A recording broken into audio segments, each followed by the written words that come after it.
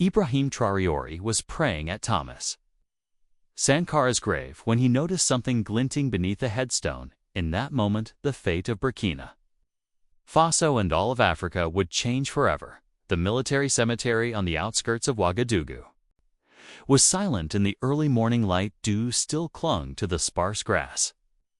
Between the modest graves in the air carried the earthy scent of the approaching rainy season. Traoré had arrived as the first rays of sun breached the horizon, preferring to visit before the day's heat settled over the capital and before his official duties demanded his attention. These monthly pilgrimages to Sankara's grave had become a ritual for Traoré. Since assuming the presidency, he'd dismissed his security detail at the cemetery entrance with firm instructions to wait. These moments were private, almost sacred, not performances for public consumption or political theater, but genuine acts of reverence for the man whose vision had inspired his own journey to leadership. Thomas Sankara, the charismatic revolutionary who had renamed the country from Upper Volta to Burkina Faso, land of incorruptible people, had been assassinated 35 years earlier in a coup orchestrated by his former friend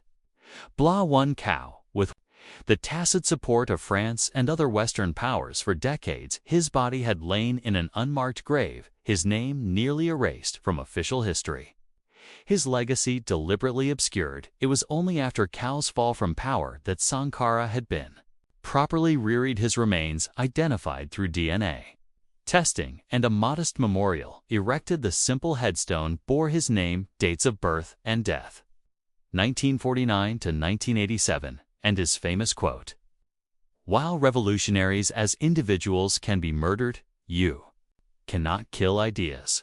Traoré knelt before the grave, head bowed. At 34, he was younger than Sankara had been at his death, and the weight of following in such footsteps often felt overwhelming. "I'm trying to follow your path, Captain," he whispered, using the affectionate title Burkina still used for Sankara.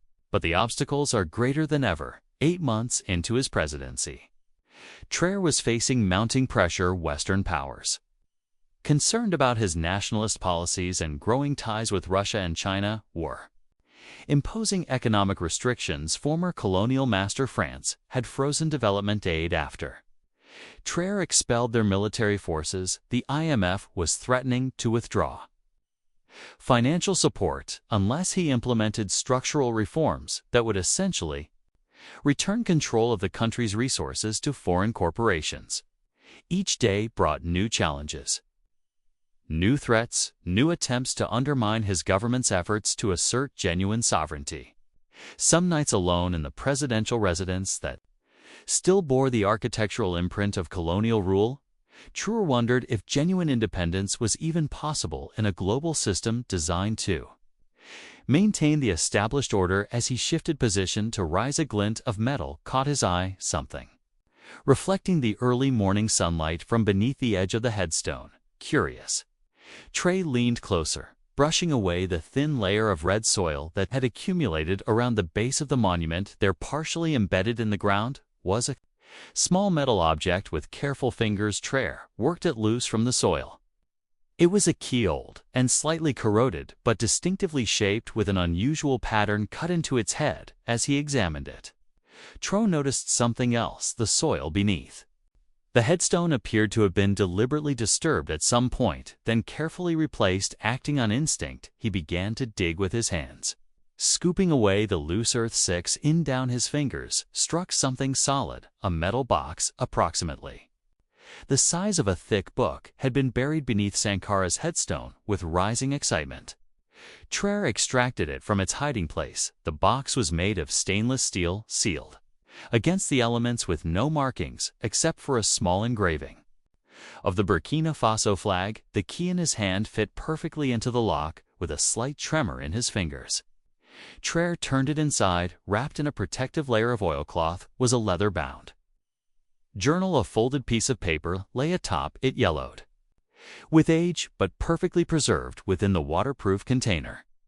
Traoré opened it carefully. The handwriting was immediately recognizable, the distinctive, bold script of Thomas Sankara, himself taught in schools across the country. To the one who finds this testament, if you are reading these words, you have discovered what I could not reveal in life. This journal contains the truth about our nation's wealth, the real nature of our relationship with the West, and a path to true independence. It is meant only for a patriot who places Burkina Faso above self, above comfort, above personal safety. If you are not this person, I implore you to rebury this box and speak of it to no one. If you are, then may these words guide you where I could not go. For the homeland or death, we will triumph. The note was signed simply Thomas and dated October 14, 1987, the day before Sankara's assassination. Traoré's hands trembled as he carefully lifted the journal from the box. The implications were staggering. Sankara had hidden this document, knowing his life was in danger, anticipating his own murder, preserving knowledge he deemed too dangerous to share. Openly distant voices jolted Traoré back to the present. His security detail was calling for him. Quickly, he wrapped the journal and note in the oilcloth, placed them back in the box, and concealed it inside his jacket. The disturbed soil around the headstone he smoothed over as best he could. "I'm coming," he called out, rising to his feet. As he walked away from the grave, he felt the weight of the box against his chest, a physical burden that matched the weight of responsibility now pressing down upon him. Back at the presidential palace, secure in his private study, Traoré opened the journal with reverent care. The first entry was dated 3 years before Sankara's death. Shortly after he had taken power today, I received information that has shaken me to my core. What I had suspected was far worse than imagined. The geological surveys conducted by the French before independence, which they claimed showed minimal mineral resources in our country, were deliberate falsifications. The true surveys, which my contact in Paris has risked everything to smuggle to me, show vast deposits of gold, uranium, manganese, and zinc resources that could transform our nation's future.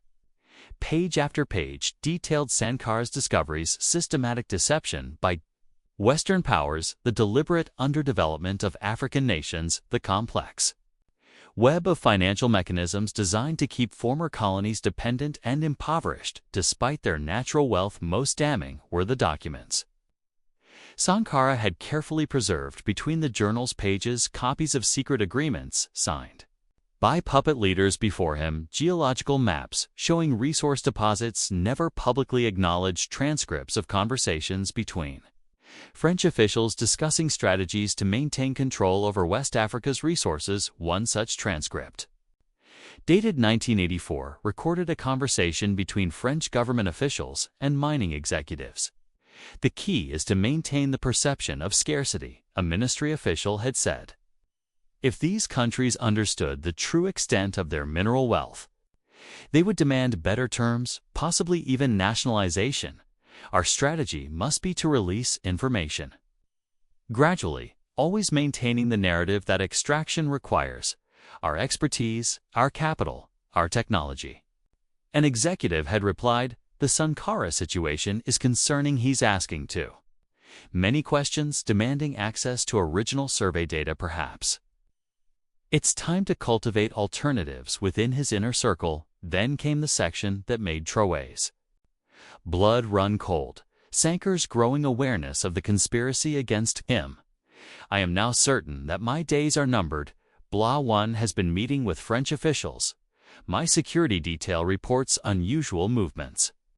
Western media has increased their attacks, calling me a dictator, a communist, a threat to stability. These are the same signs that preceded the deaths of Lumumba, Olympia, and Nkrumah, all who dared to dream of a truly independent Africa." The final pages contained what Sankara had described in his note, a detailed strategy for achieving genuine independence, economic sovereignty, and Pan-African unity. It was breathtaking in its scope and foresight, addressing everything from resource nationalization to alternative currency systems, from war agricultural self-sufficiency to defense against Western interference. If these plans are implemented simultaneously across multiple blocks, African nations, Sankara, had written the traditional mechanisms of control will be overwhelmed, they cannot coup. Us all cannot sanction us, all cannot.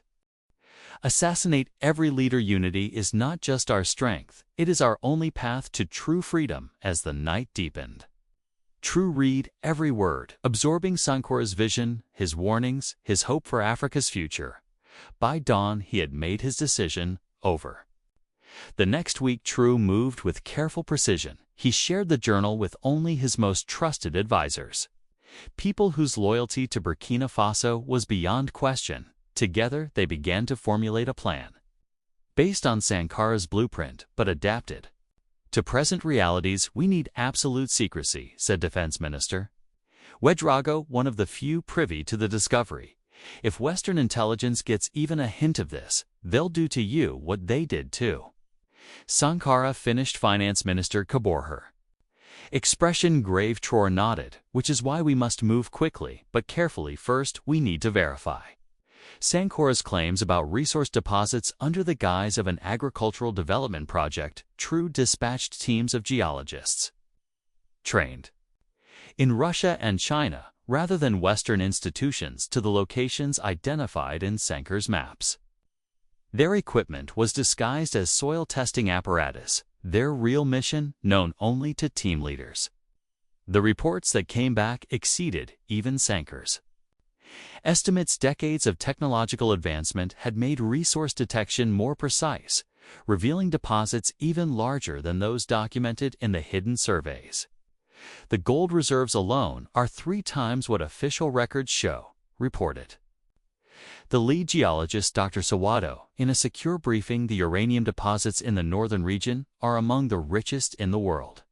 And we've confirmed significant lithium reserves, not even mentioned in Sankara's journal, a resource that barely had commercial value in his time, but is now essential for battery technology. With these resources properly managed, we could fund our own development for generations, said Finance Minister Khyber. Still stunned by the findings, no loans, no foreign aid, no strings attached, which is precisely why this information was hidden from us.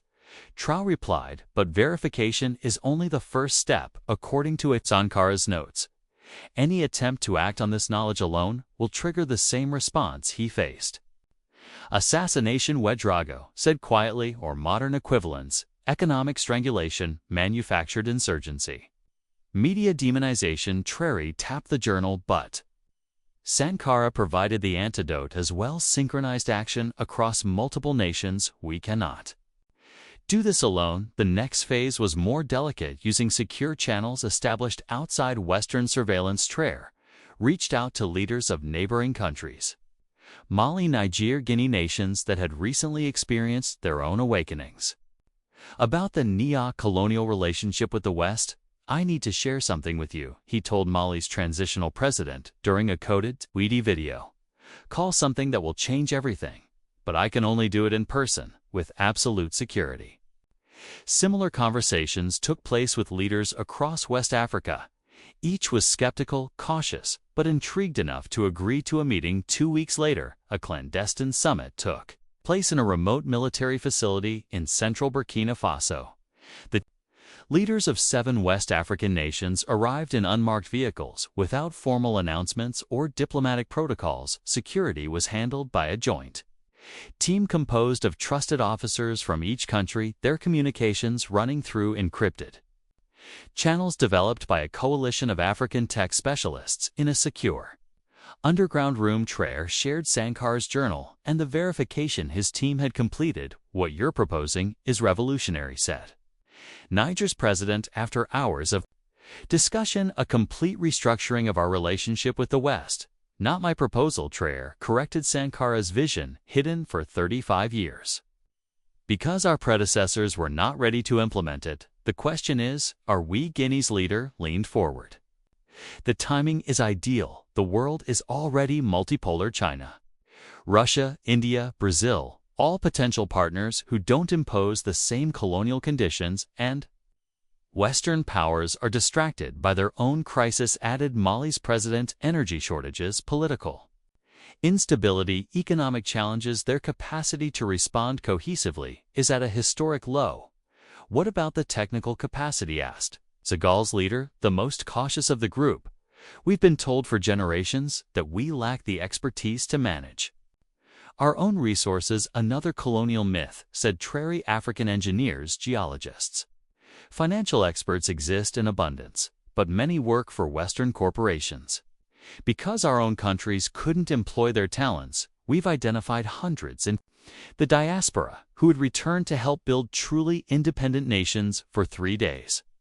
They deliberated, examining every aspect of Sankara's plan, adapting it to current geopolitical realities. By the end, they had forged what would later be called the Ouagadougou Pact, a comprehensive strategy for synchronized economic sovereignty.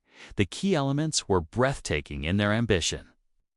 Simultaneous announcement of resource nationalization across all participating countries with fair compensation offered, but no negotiation on the principle of national ownership. Immediate implementation of a new shared currency backed by gold and other mineral resources for trade between African nations. Coordinated redirection of exports to non-Western markets willing to respect sovereignty, primarily in Asia, Middle East, and Latin America.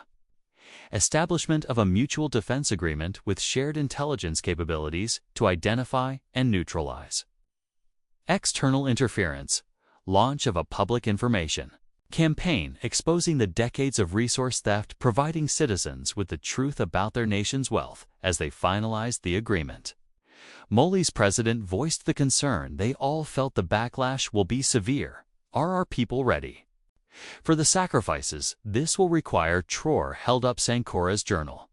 Sankara wrote that the greatest weapon of the colonizer is not their military or economic might, but their ability to make us believe we cannot survive without them. Our people have been sacrificing for generations. Their labor exploited their resources, stolen their futures, mortgaged. The difference is that these sacrifices will finally be for their own benefit, not for foreign shareholders. The next phase required meticulous preparation. Each nation quietly began positioning key personnel, securing critical infrastructure, developing contingency plans for various Western responses. Economic experts devised implementation strategies for the new currency.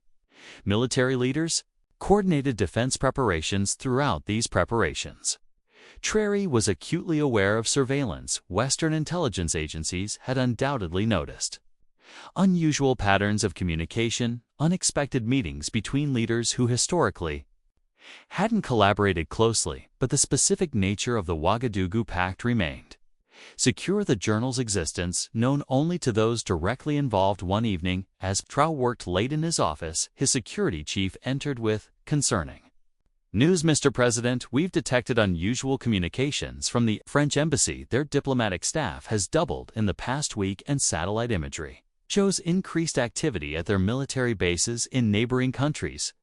They sense something is happening, Traoré said, but they don't know what. There's more. The security chief continued. We've intercepted 3 separate attempts to recruit sources. Within your inner circle, substantial sums are being offered for information. Traoré nodded. Unsurprised. Accelerate the timetable. We move in 2 weeks, not 3. On June 15, 2023, exactly 3 months after Traoré's discovery at Sankara's grave, citizens across West Africa woke to a coordinated announcement broadcast simultaneously. In 7 countries, each leader addressed their nation, explaining the Ouagadougou Pact and the transformative steps being implemented that very day. Traoré stood before the cameras, Sankara's journal in his hand. Citizens of Burkina Faso, I come to you today with a truth that has been hidden for generations. Our nation is not poor. Our land does not lack resources. What we have lacked is control over our own wealth. He held up the journal 35 years ago.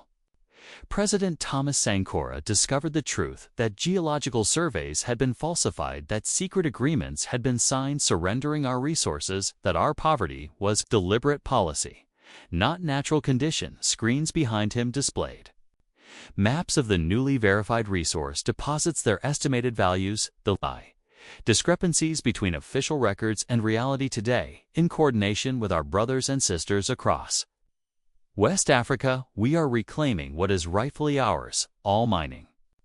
Operations are now under national control. A new currency, the Sankara backed by our gold reserves, is being implemented for regional trade. New partnerships with nations that respect our sovereignty are replacing exploitative relationships, the international. Response was immediate and predictable. Western governments condemned the resource. Nationalizations as illegal seizures and violations of international law. The IMF suspended all programs and the participating countries' financial sanctions were announced. Western media published dire predictions of economic collapse and humanitarian disaster. But something unexpected happened as well. The anticipated divisions among African nations didn't materialize. Instead, more countries expressed interest in joining the pact. Citizens, rather than panicking, rallied behind their governments with unprecedented support. Most surprising was the reaction from non-Western powers. China, Russia, India, and Brazil quickly recognized the nationalizations and offered favorable trade terms. Turkey proposed a massive infrastructure investment package. Iran offered technological support for resource processing facilities. The weeks that followed were challenging but not catastrophic. Western corporations withdrew personnel, taking technical expertise with them, but many individual engineers and technicians chose to stay. Offered favorable contracts by the newly established national resource authorities. Banking restrictions created temporary difficulties. But the new currency system, named the Sankara, after its visionary creator, provided an alternative mechanism for regional trade. Gold and uranium exports to new markets brought immediate revenue, cushioning the transition 60 days into what Western media was calling the African resource rebellion. Traoré stood at the site where everything had begun, Sankara's grave. A simple ceremony was underway to unveil a new memorial, one that would properly honor the man whose vision was finally being realized. As he addressed the gathered crowd, Traoré held up Sankara's journal. This testament, hidden for 35 years, has illuminated our path, but the true testament to Thomas Sankara is not written in these pages. It lives in our actions, in our courage to continue what he began. He gestured to the diplomatic representatives from across Africa and the global South who had come to witness the ceremony. What began with one man's prayer at this grave has blossomed into a movement that cannot be stopped. Sankara wrote that we must dare to invent the future today. We are not just inventing it, we are building it together. The new memorial was unveiled, a striking sculpture showing Sankara with his arm raised, pointing forward. At the base was inscribed his most famous quote, now being realized in ways even he might not have imagined. Everything that man can imagine, he is capable of creating. As the ceremony concluded, a young girl approached Traoré, holding a small handmade flag of Burkina Faso. Mr. President, she said, her voice earnest, my teacher says that because of what you found, I might grow up in a different Africa than my parents knew. Is that true? Traoré knelt to meet her eyes. What's your name? Mariam, sir. Well, Mariam, your teacher is right, but the change isn't because of what I found. It's because after decades of being told we couldn't stand on our own, we finally decided to try. Later that evening, in a secure conference room beneath the presidential palace, Traoré met with the leaders who had signed the Ouagadougou Pact. The atmosphere was serious, but tinged with cautious optimism. The first phase has exceeded expectations, reported Mali's president. Economic disruption has been manageable. Public support remains strong. The Western response, while hostile, has been uncoordinated and largely ineffective in resource extraction. Traoré asked production initially dropped by 40% when Western operators withdrew, answered Guinea's leader. But we're already back to 70% capacity and improving weekly. By year's end, we should exceed previous levels, with the crucial difference that the profits remain with us, Niger's president added. The most surprising outcome has been the scientific and technical Collaboration when our engineers and geologists began working directly with each other without Western intermediaries, we discovered we had more expertise than we realized. What about security concerns? Asked Traoré, addressing the military commanders. Present there have been attempts acknowledged. Mali's security chief mercenary recruitment in neighboring states increased drone activity along our borders.